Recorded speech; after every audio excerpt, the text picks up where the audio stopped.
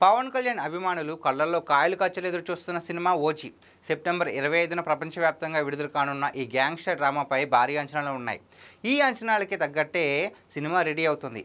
ఇప్పుడు music department విషయంలో తమను ప్రత్యేక శ్రద్ధ తీసుకుంటున్నారు. అంతర్జాతీయ స్థాయి మ్యూజిక్ను అందిస్తున్నారు. లండన్లోని స్టూడియోలో 117 మంది సంగీత కళాకారులతో బీజిఎం రికార్డ్ జరగడం విశేషం. ఇందులో జపాన్ సాంప్రదాయం వాయిద్యం కోట సహా అనేక వినూత్న వాయిద్యాలను ఉపయోగించనున్నారు. ముఖ్యంగా స్ట్రింగ్ వర్క్పై ప్రత్యేక శ్రద్ధ తీసుకున్న తమన్ పెద్ద మొత్తంలో ఆర్కెస్ట్రా మ్యూజిక్తో థియేటర్లో కొత్త అనుభూతి ఇవ్వాలని డిసైడ్ అయ్యారు. ఆడియన్స్ బీజిఎంపై ప్రత్యేక దృష్టి పెట్టారు. థియేటర్లో హై రావాలంటే రీ రికార్డింగ్ చాలా ముఖ్యం. ఓజీ కోసం తమన్ పవన్ గ్యాంగ్స్టర్ పాత్రకు తగినట్టుగానే ఇంటెన్స్ బీజిఎం, హై వోల్టేజ్ థీమ్లు కంపోజ్ చేశారు. ఇప్పటికే హంగ్రీ చీత థీమ్ వైరల్ అయింది. ఓజస్ గంభీర ట్రాక్ కూడా పిచ్చగా ఎక్కేసింది.